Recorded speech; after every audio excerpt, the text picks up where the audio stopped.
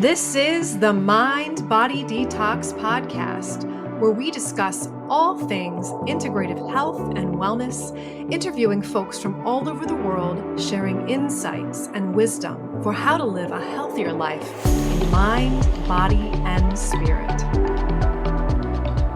Welcome back, everyone, to the Mind Body Detox podcast. I'm your host, Mind Body Medium Kara Lovehart, and I wanted to talk about healing the epidemic of loneliness. So this is a topic that since I've opened a clinic in 2013, I already started watching this interesting dynamic we started having in our community with just having this challenge with bringing people together. You, of course, can see the increase in polarization and separation and loneliness, and even just moving to a new city or town, having a hard time finding friends, making new groups. And even if you haven't moved somewhere or you're changing your lifestyle, if you've had big lifestyle changes over the last few years and you've changed who you are, what type of things you value, most likely your community, your friend group, your organizations you're even maybe working for, those things can change. And so anchoring yourself into a new space, especially in the age of all the polarization, let's call it that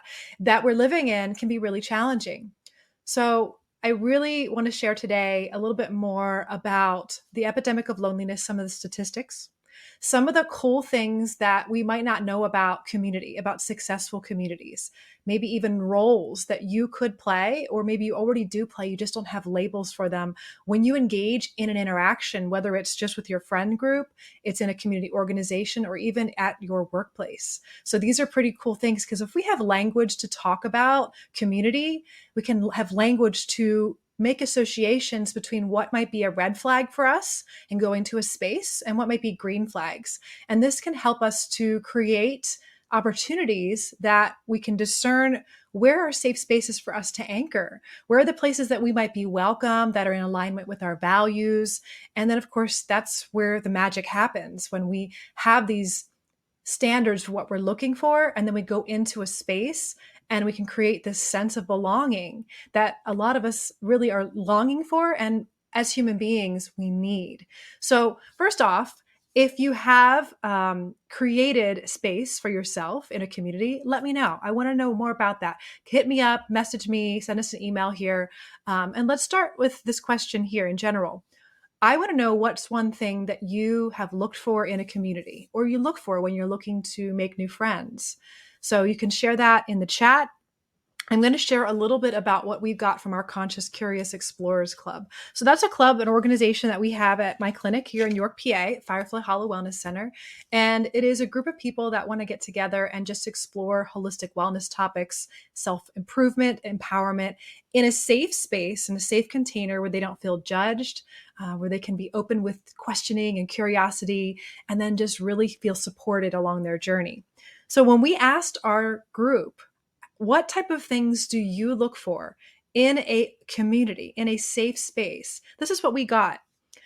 I look for openness, safety, listening, really listening, authentic listening, clarity, love, and permission to be authentic, honesty, and generally a place where people are of service, want to be of service.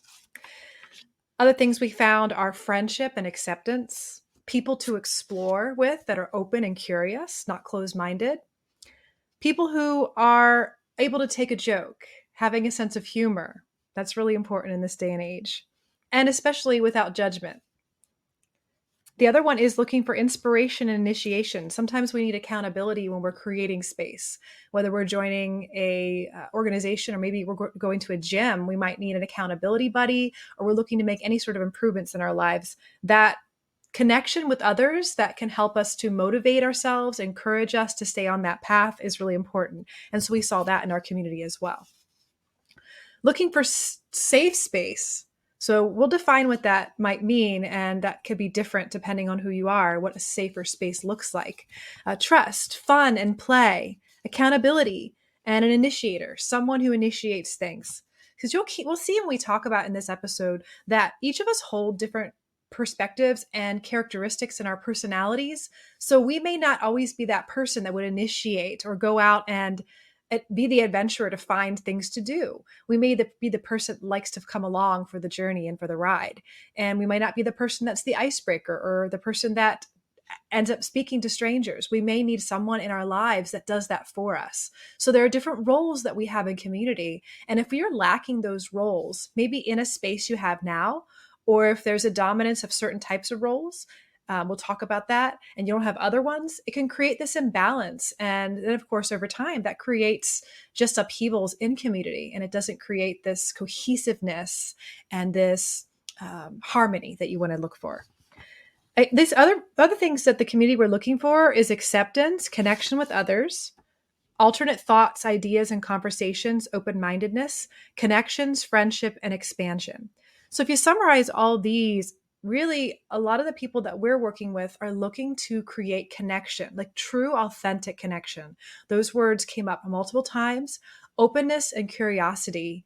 And I think that when you're in a space where you feel accepted, where people can see you for who you are and you can show up for who you are authentically, those I feel are the foundational needs that we all need as human beings. And we can add them into a container, whether it's our workplace, whether it's our community group, our church, wherever we are frequently, and to create that connection and seeking belonging within human tribe, those things are foundational. So let's talk a little bit about the epidemic of loneliness. Okay, so in general, nearly half of the US adults, 47%, are reporting feeling loneliness. In 2023, so there's a study of 36% of all Americans, including 61%, that's a lot, 61% are young adults. Now, this is a different age we're living in. If you're someone that knows what dial-up internet it was, you would not necessarily be in this age group, but it's something that our younger generations have so much disconnection from face to face.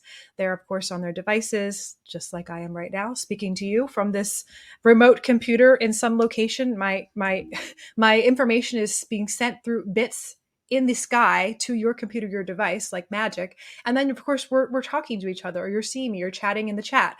But that is basically not the same type of thing we need. And even the animal brains that we have this limbic system, this mammalian brain that seeks connection. And we don't have that. It doesn't matter how smart we are, how much we have done maybe self-regulation techniques for stress and helping ourselves try to feel safe with breath work or yoga or journaling, whatever you do. You are a primal being that has parts of your brain that will automatically keep you alive. And one of these parts of our survival is the mammalian brain, the emotional brain, that we create this connection. And when we feel that we're part of a group and we feel we belong, our nervous system will automatically start to feel safe. And this is something we can override with a lot of personal work. But again, a lot of this is still unconscious. And it's just there in our operating system to help keep us safe. If we're in groups, as mammals, we can be safer, especially when it comes to survival. And this is one thing, the biggest thing that I try to tell people: if you're on a healing journey and you're maybe in hermit mode with your journey, which many times we have to go in that stage of trying to find ourselves or whatever it is we're seeking guidance, maybe with one or two others or professionals. Along that journey, we do need to sometimes recognize that we can only do so much healing before our primal brains, our nervous system, needs a connection to really feel, wow, I'm safe, I belong.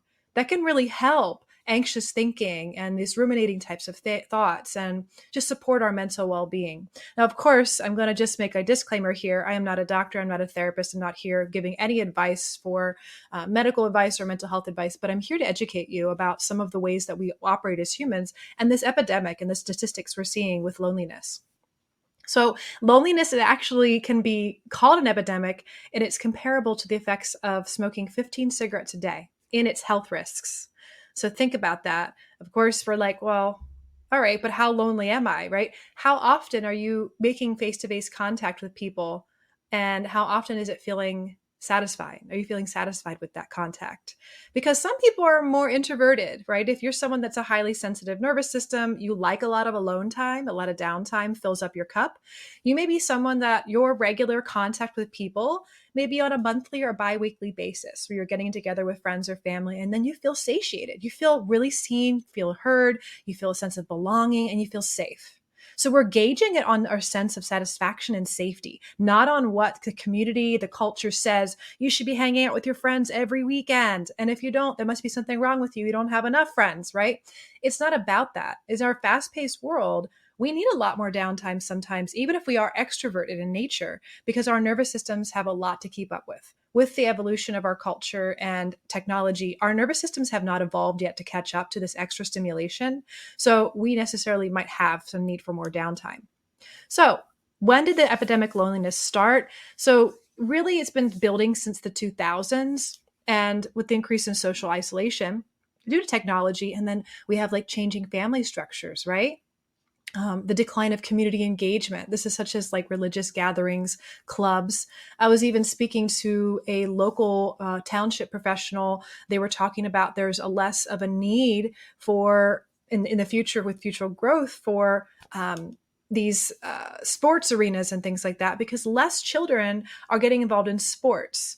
Now, does it have to do with busy parents that don't have time to drive them to soccer? Because if you have kids or if you've ever had children and have taken them to sports, let alone multiple children, it takes a lot of your life. And so, of course, it's a place you can connect with other adults and quench your loneliness, right? But if in this space of polarization and separation, depending on where you live and what city you're living in, some cities and some towns are a little bit more isolated and don't always talk to strangers, AKA where I live in York, Pennsylvania. So we live in this Pennsylvania Dutch cultivated environment and where there is a lot of, hey, don't talk to strangers. If you talk to someone at the grocery store line, they look at you with you have two heads. And it's just some of those things. If you've been here and you've moved here, I tell people that all the time. I say, how are you getting along in York, Pennsylvania? And your town might be like this, but your town may be more open and friendly. But it depends on where you're at. And if you have a town where that's the culture, where keep to yourself, that it's socially kind of awkward to introduce yourselves, in a public arena, like at the grocery store, how do you navigate that? But in general, we've seen this decline and this surge in loneliness, not only with the age of technology, but just these different spaces where we used to gather are just being dismantled. And they say, it's not necessarily getting better. It's actually getting worse, especially without intentional shifts towards community building and human connection, especially with the rise of remote work, right? Technology. And then we have these fragmented social networks, right? How many of you you're listening to this podcast. There's so many different ways you could be listening to this. It could be on YouTube. It could be on live on Facebook. It could be on Spotify or on Apple, or you could be listening to it somewhere else, right? And how many of the people that were on a network years ago, friends and family, have moved to private networks or maybe got off of the social media space?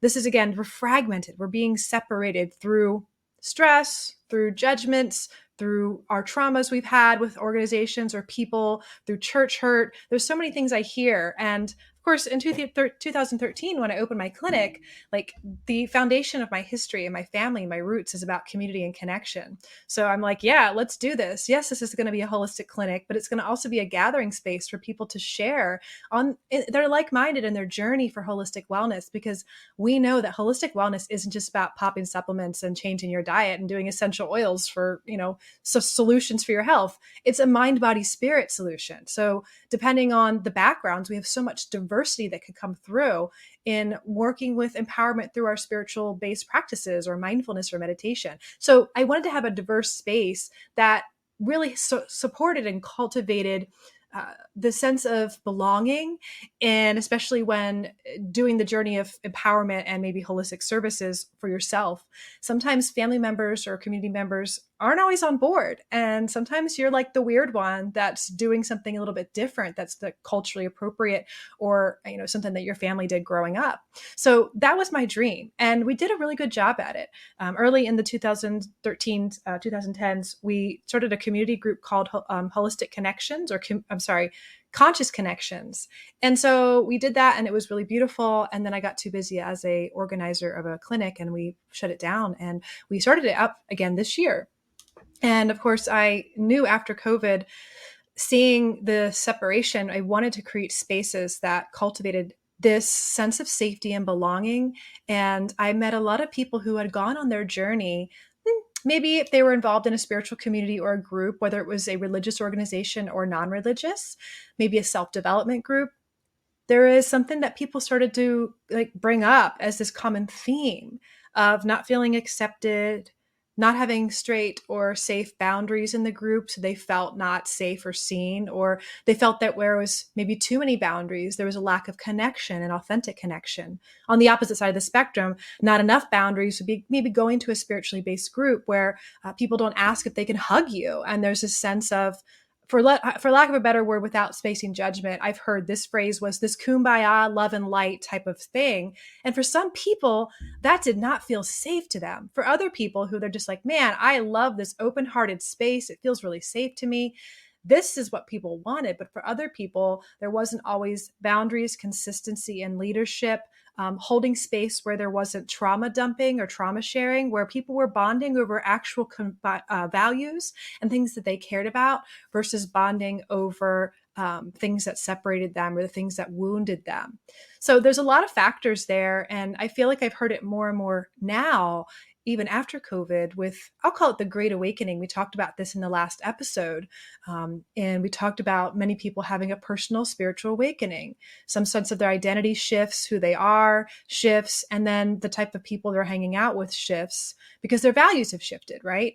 And so when that happens, people are not sure how to then connect again. And when they go into a new space, there's lots of things that happen when you enter a new social space, right? There's, what are the social dynamics? Who are the people that I'm talking to? What's socially acceptable to say? Especially if it's completely different in culture. Like, I hear this all the time with people who are first starting out taking a yoga class.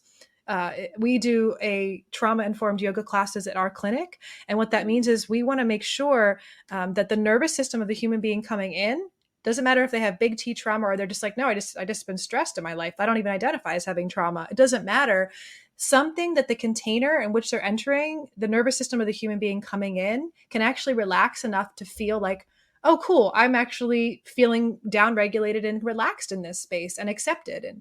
And that looks like, I've shared more about it in the trauma-informed yoga podcast I did a couple episodes ago, but we apply this to all of our spaces for our groups and gatherings, where we try our best to educate people on what the space looks like, the type of people that would be there, exactly what to expect when you come to the clinic, to the organization.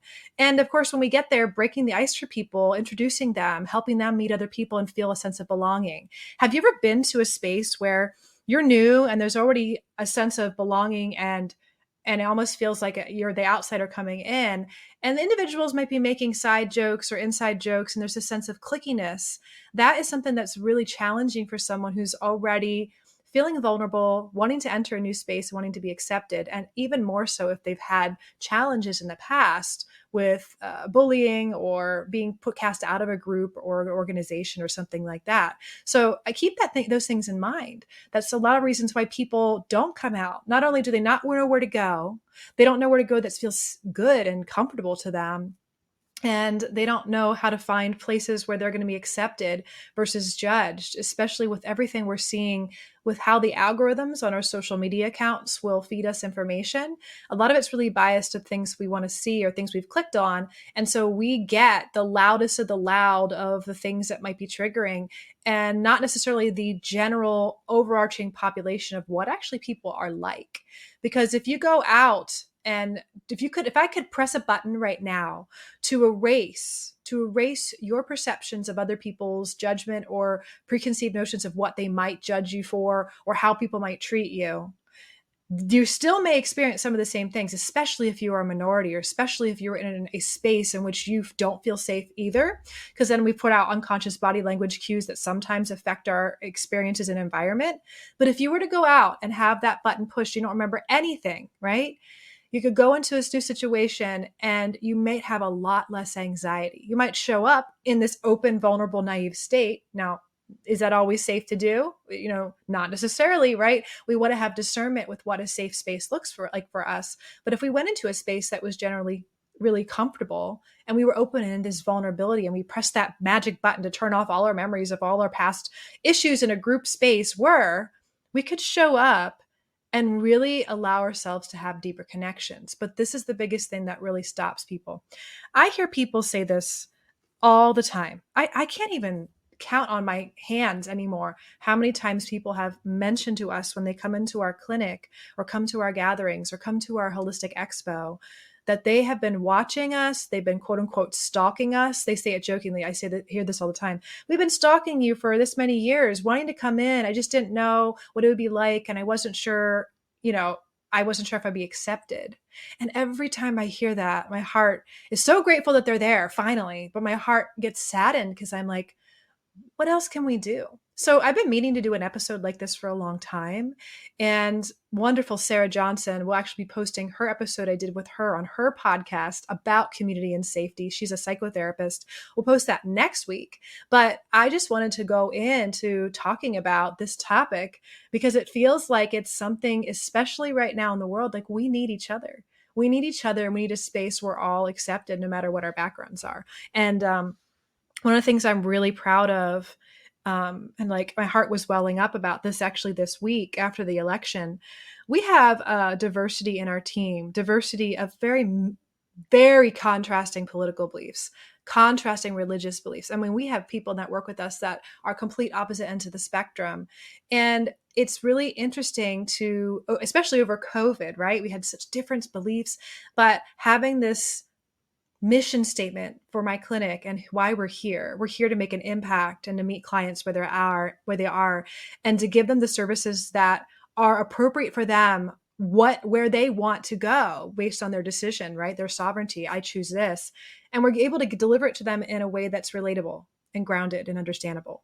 I've seen a lot of the services out there like Reiki. Of course, I'm a psychic medium. Some of my services being offered out there that, maybe are scary for people in the way they're presented. They're not safe. They don't feel relatable.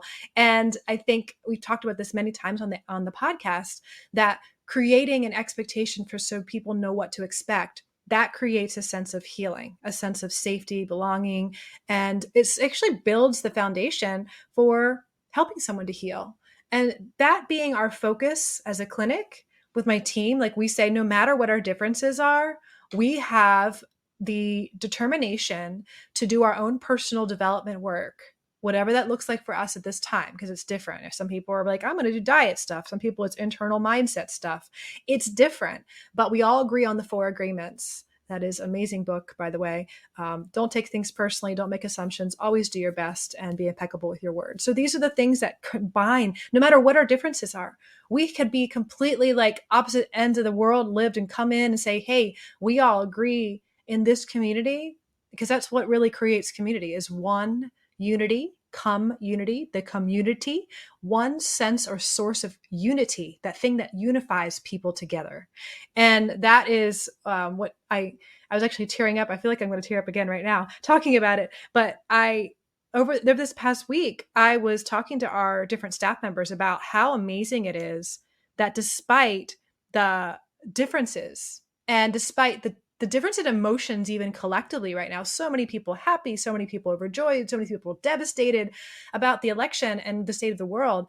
I said, we have this beautiful light. And you know what that is? That's here to be of service. And not only it starts with ourselves, we are of service to ourselves through self-care, through our own personal development work, so that we can show up in a place of love and centeredness. Because if we're not centered, we're in more a fear state, and that can show up and look like anger. It can show up as powerlessness. It can show up in the way we communicate or not communicate. It can show up in community. And it's our responsibility to be self-aware and learn self-awareness tools and to grow that as we continue and to evolve, so that we can truly individually not only choose spaces and put our energy into communities and choices for our own personal life, for our health and wellness, but also make the choice to support a community and continue to be involved in it, to show up in a community space in a way that is authentic for us based on the different roles that people can play in community. And I'll share the different roles that come up in community.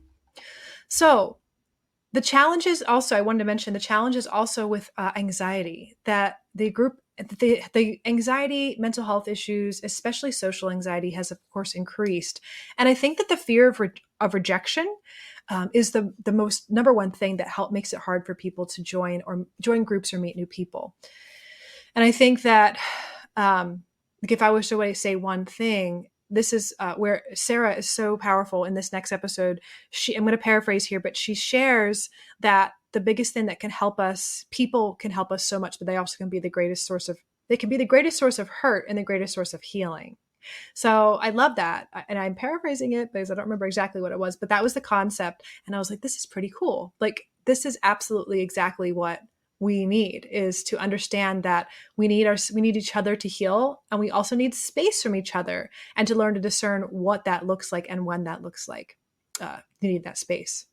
So as human beings, I mentioned here the biological and physiological need for connection. This creates safety in our nervous system.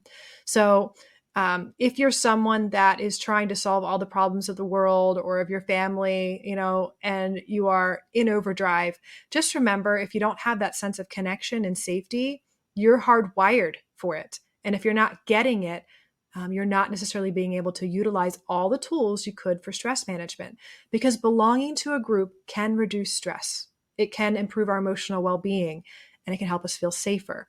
And studies show that community and social support, these boost our mental health and even our physical health. So this, like lowering stress hormone like cortisol, it really does have that trickle down effect. Because remember, I said that this epidemic is similar and comparable in effects of smoking 15 cigarettes a day in its health risks. And this is just how the mind-body connection trickles down to how your autonomic nervous system, the stress response, if it's kicked in high gear for too long, you're going to can create all these health issues.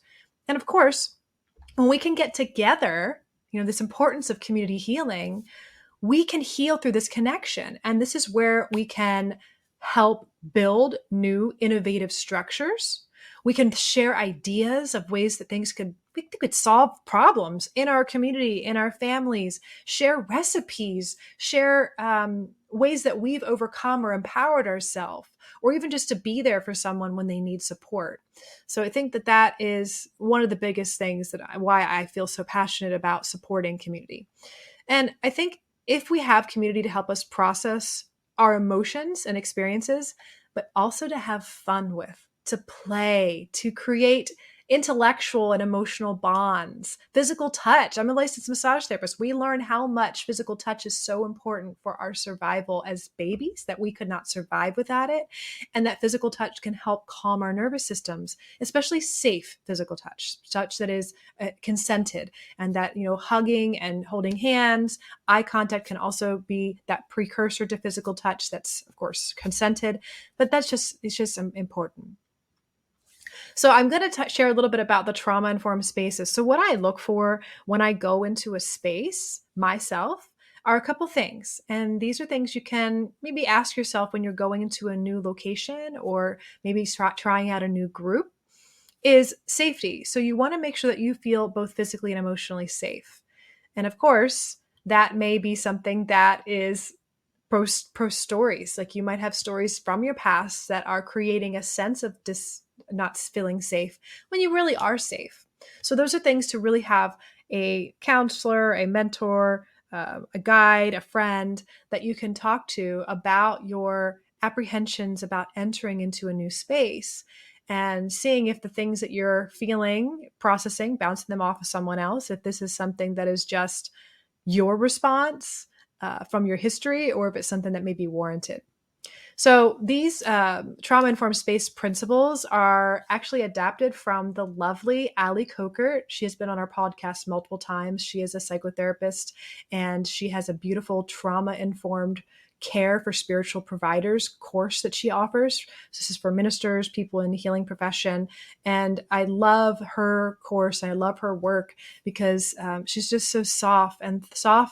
She's thoughtful, and she's very supportive of helping create healing through trauma. And all of us, myself included, are trying to take these types of principles and understand how we can educate the world and yourself, the listeners here, so you can empower yourself when choosing a new space. So safety is a topic that I'm not going to go deep into. We talk a little bit about this in the next episode, but trustworthiness and transparency. So open communication and clear boundaries. These are the things I talked about earlier, where boundaries are crossed. There's too rigid boundaries or too open boundaries, because boundaries is what creates a container of safety. And whenever I hold space, so for example, in any group that I lead, I open with letting people know why we're here, sharing who I am, giving an offering to say, we're going to potentially go around the room to break the ice. You're welcome to share, but you also don't have to share. That creates a sense of safety, and also transparency. Like, we're going to go share in a second here. And like, who are we? What are we here? I kind of give prompts to share, what's the key points of opening up this space, but also giving people permission that they don't have to, the power of choice. They don't have to share. And the other thing I also share in opening up and creating boundaries is I say what the space is for, and I give examples of what the space is for so for example, in our Daughters of the Hollow Women's Circle, we do a part where we share. We do a meditation, we do yoga together, and we get together and talk about the themes of the seasons and the cycles. We talk about astrology, and we connect as women. But one of the core pieces of the circle every month is we have a beautiful deck of oracle cards that are laid out that's based on the theme for the month, and everyone picks one. We pull one. And during our sharing time, we basically talk about what do the card means to us, and also what does the meditation that we did, mean to us. We have anything significant that came up for us. And because that particular invitation is opening up this sense of, oh my gosh, vulnerability, and I'm going to share with these people, usually this sense of belonging has already set into the room because of holding a space of like authenticity, openness, transparency, and professional boundaries. Like, this is a space where I'm going to share a little bit about me, be vulnerable, still professional, but also allow that you guys have permission to do the same. And I set a boundary in holding that space that, hey, just so you guys know, you have 2 minutes to share. I have a lovely timer here, and this is your time to talk. And once it goes off, we'll move on to the next person. But I specifically give them a structure and say, share what came up for you that was amazing or supportive, what you want to get rid of this month or work on, that you're alleviating maybe a negative mindset or thought or whatever it is. But I specifically lay foundation and say, remember, we are not therapists here. We're here to support and mentorship and camaraderie as women, sharing our wisdom. And I share a invitation for consent to say, if you have something you're sharing, like, hey, this card meant this to me, it was so cool, whatever the comment is, that no one else in the circle is to take what you've said as a call for, you need help, you need fixing, something's wrong with you, you want advice. Especially in a group of women, right? You ever get an advice from a friend or family member or even a stranger that you have not asked for, that there's an assumption made by that party that you have something wrong in your life, just especially when you're sharing like, hey, I'm going through some stress right now. This card I pulled in this women's group is like really significant to me. And then, the sharing goes on, but someone in the audience is like, well, after she's done talking, let me tell her a little bit about how I got through this and how this happened for me. That is that is not allowed in our group. I just set that as a boundary because in an unconscious, unspoken way, we're saying to that person, something's wrong with you that you're feeling this way, that you're expressing whatever your needs are. And really, it's more like, if you would like advice or support from the wisdom of these amazing women in this group, because we have like all different ages, right?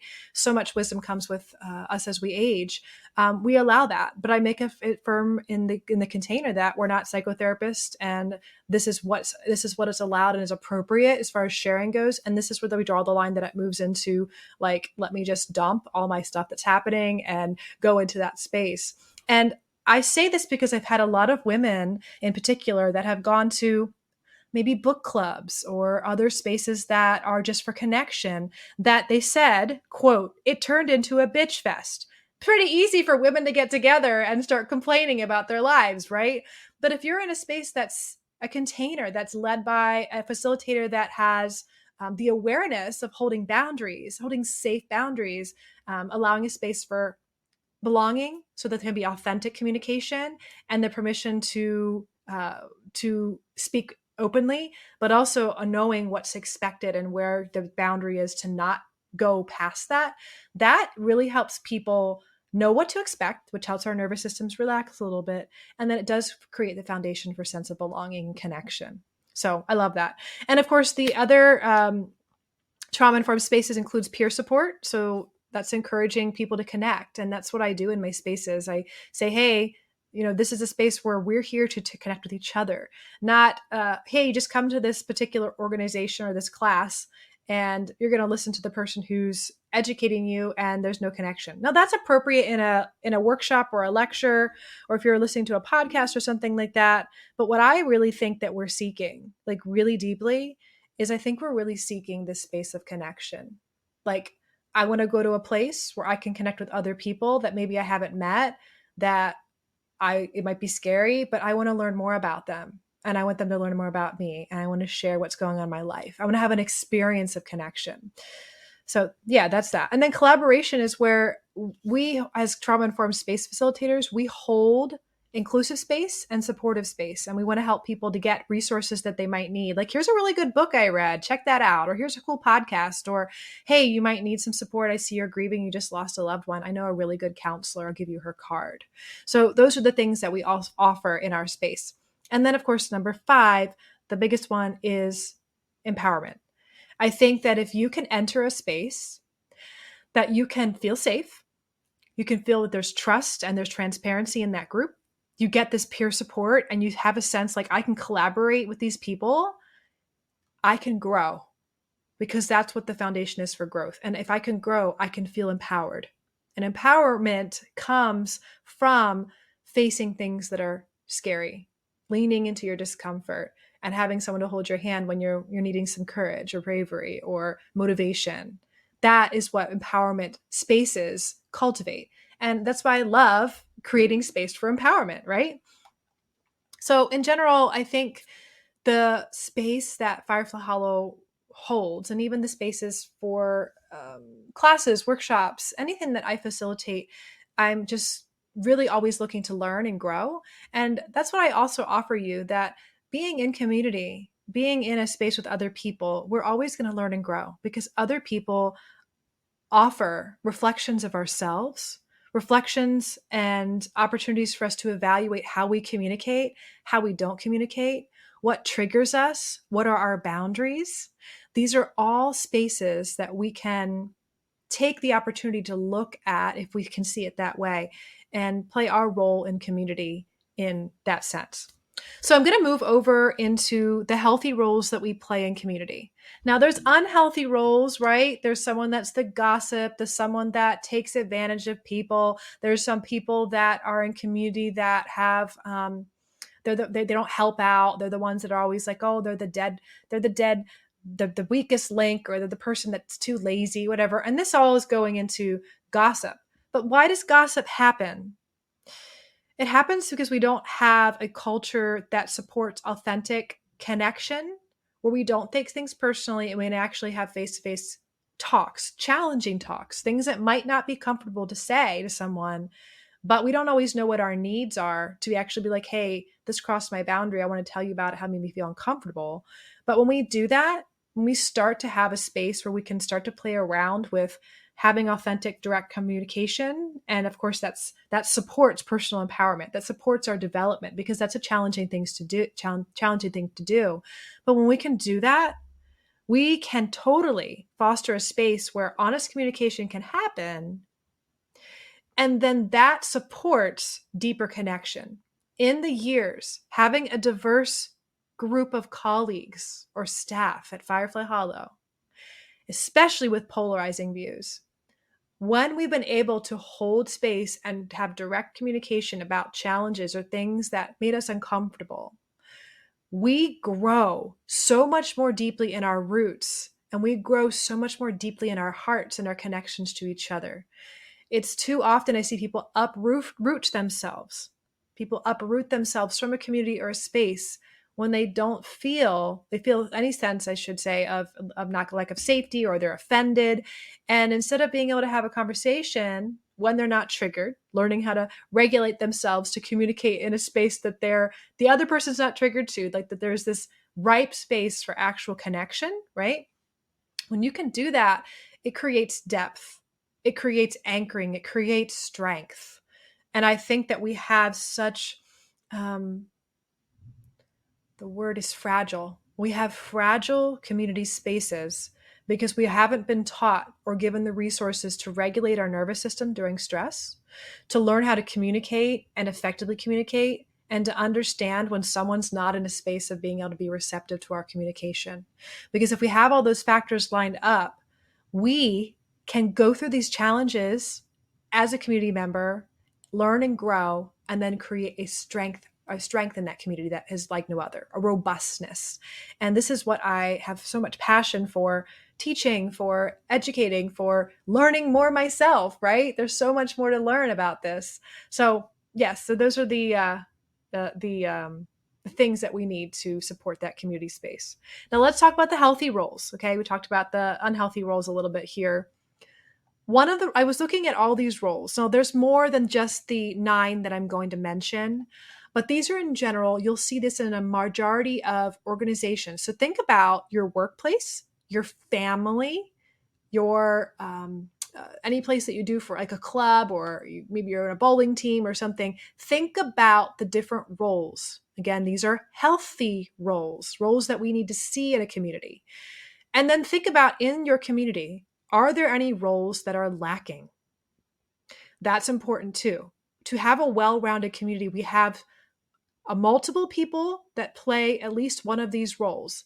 Many of our, you can think about yourself too. What role do you play in community that are related to these roles?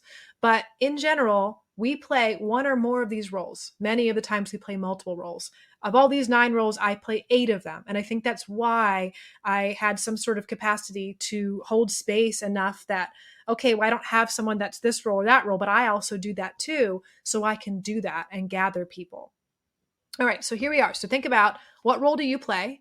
What role do you see in your community? And what roles do you not see in your community or space that are lacking that you need to create balance and harmony in your community or the organization that you're trying to create or up level, I should say, too. The connector. So the connectors, people like they break the ice for people. They bring people together. They help forge new relationships. They're the matchmaker within the group. So this is someone that might be like, hey, I need to set you up with this person. They're the networker. They know a lot of people, and they will also invite people to groups or events.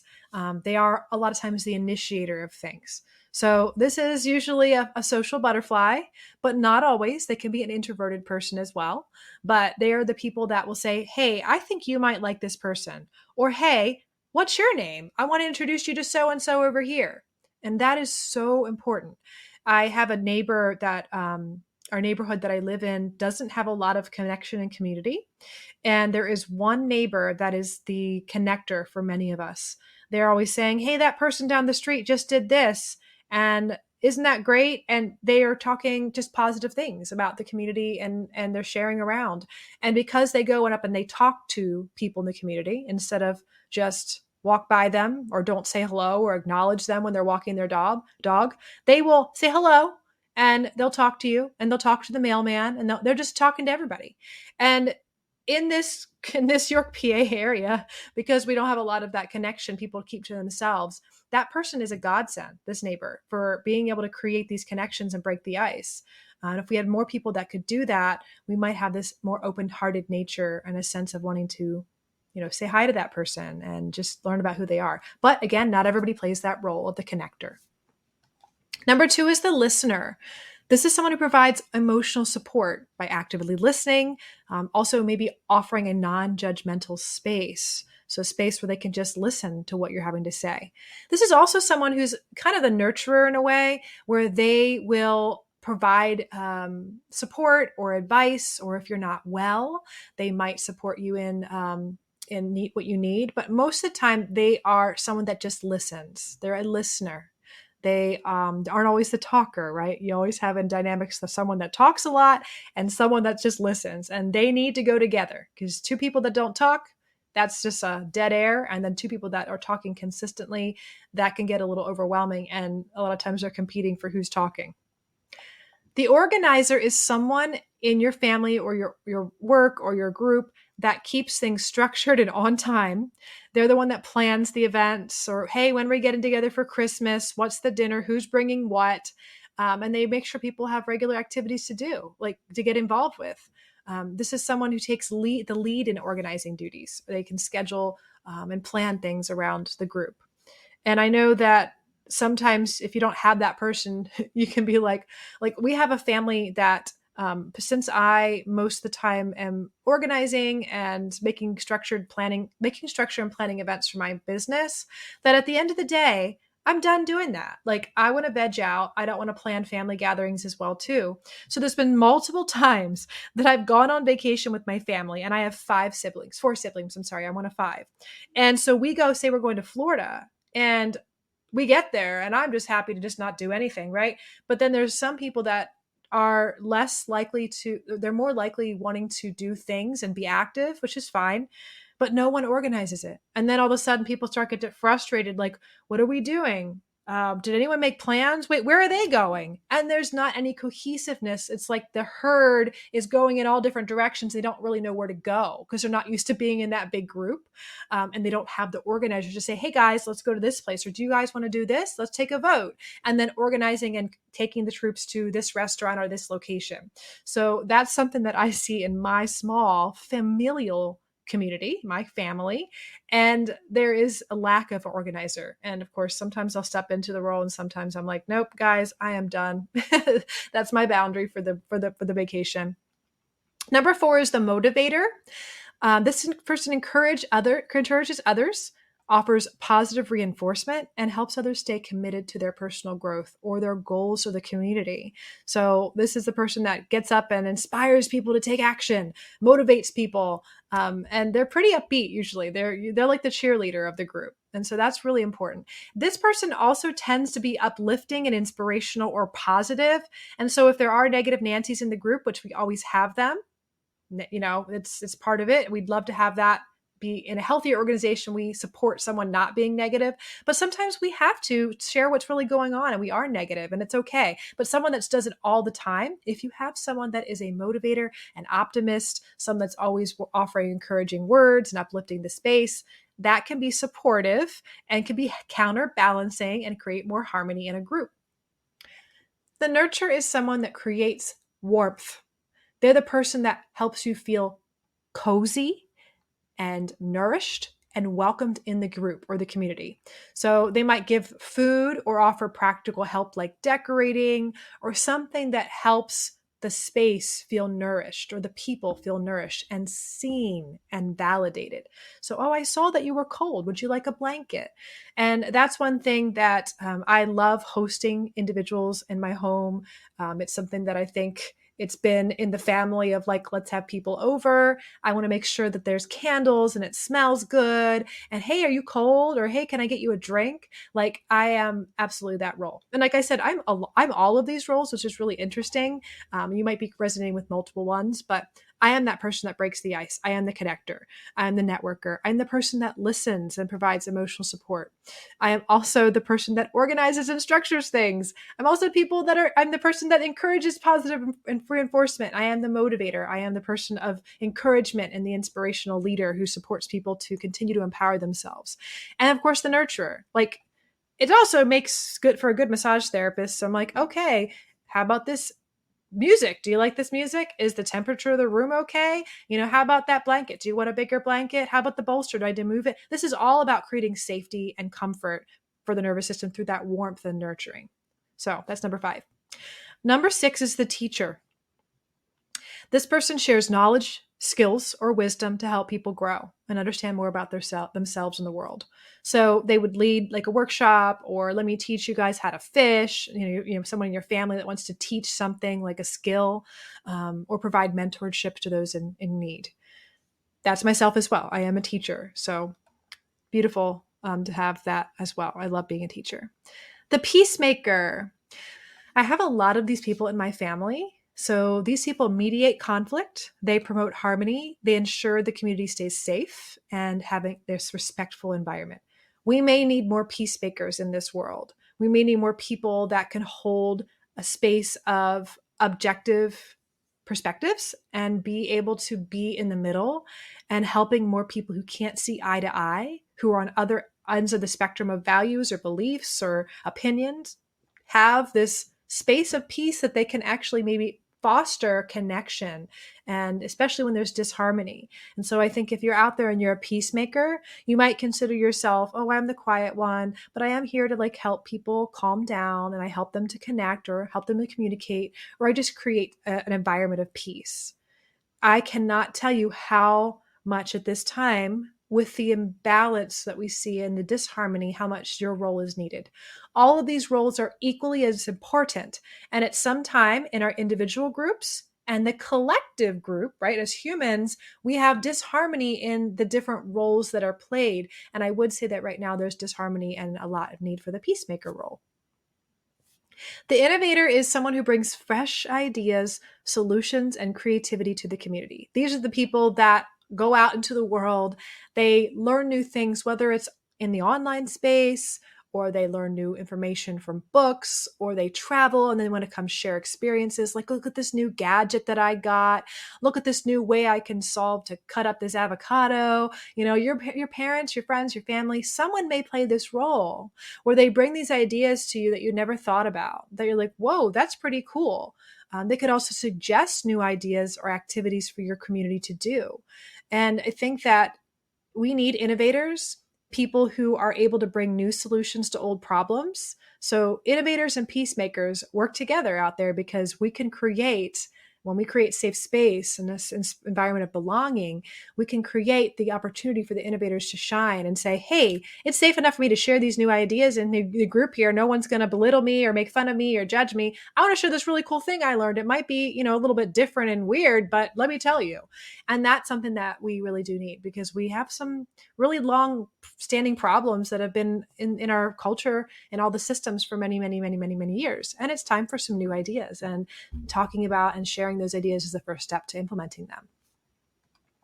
And number nine is the anchor.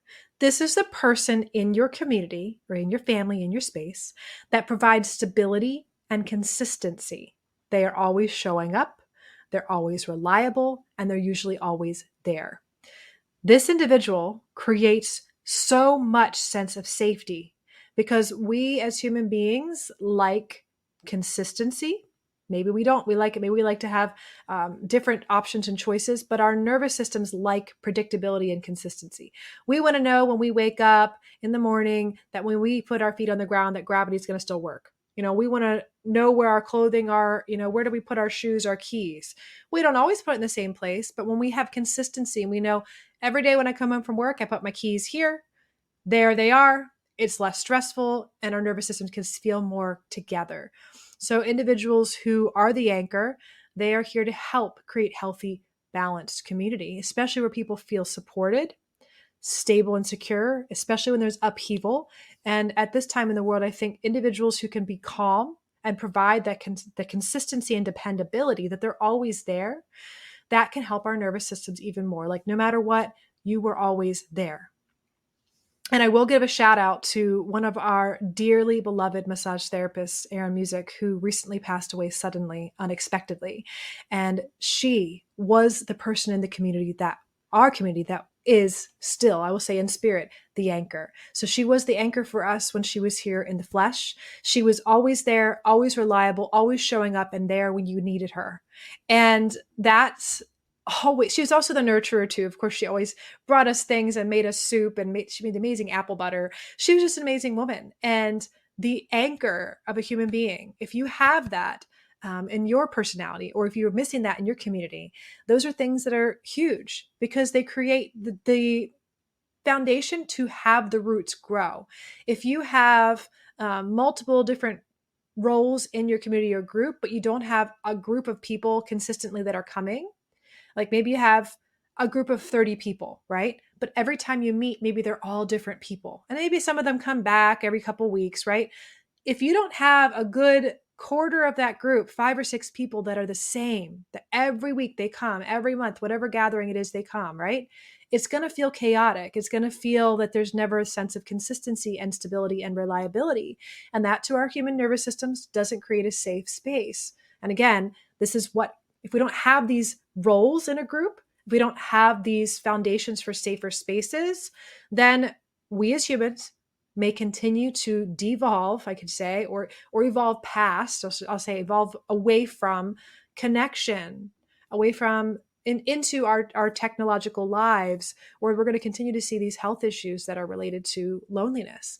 And if it's not safe to enter a space, or even we enter into a community and these roles are not balanced or they're non-existent, it's going to really just continue to fall apart. So if you're someone out there that has held a space, or you are someone that wants advice or guidance to look at the space, look at the energy of the space. That's one of the things I feel so passionate about, because what more can we do in the world than cultivate spaces with, whether it's at work, so workplace wellness, whether it's for your individual family.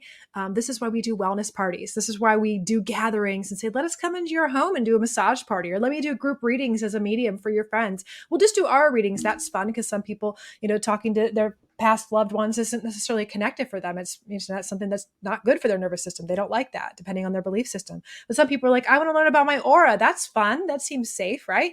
And these are all ways that we can create connection, because one of the things I always say, being a medium, is if you are looking and sharing in a space that you're being the truth of who you are, you can create this sense of safety in the group of saying, this is actually who I really am. And what more of a truth bomb to be dropped on you than someone saying, hey, your aura is these colors, and this is what it means about your personality.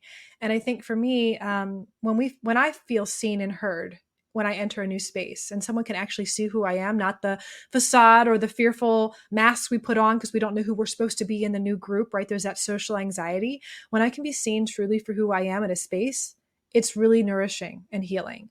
And that's what I love to do and offer for people, in doing readings for them, and either just fun or like deeply connective for supporting them in their journey for empowerment.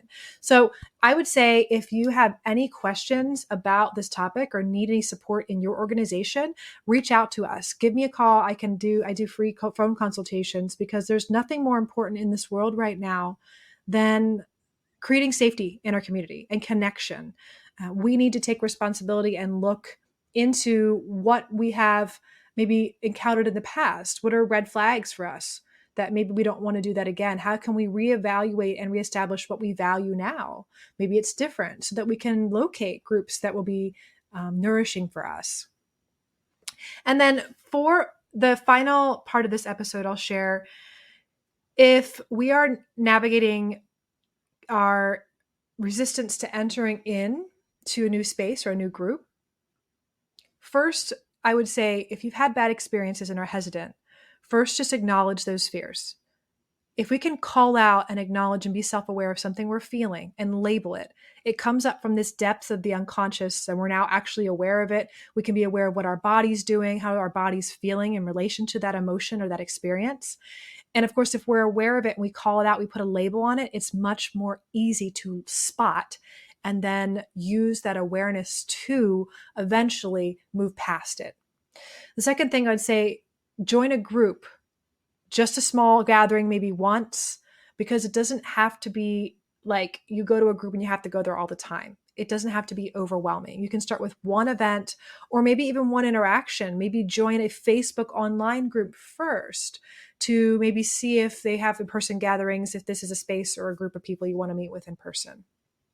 And then if you are looking to discern spaces, look for some of the trauma-informed principles that I shared earlier in the episode to make sure that you feel valued and respected. And if it's not there, hold your boundaries. If it doesn't feel good to you, you can also reflect with a friend and make sure it's not just your own projections of what you had happen in the past, if you had experiences that were not good, but also just make sure that you hold to what your boundaries are. Because if it doesn't feel right, if you're feeling not safe, and you might want to reevaluate that, because that's going to continue to create resistance.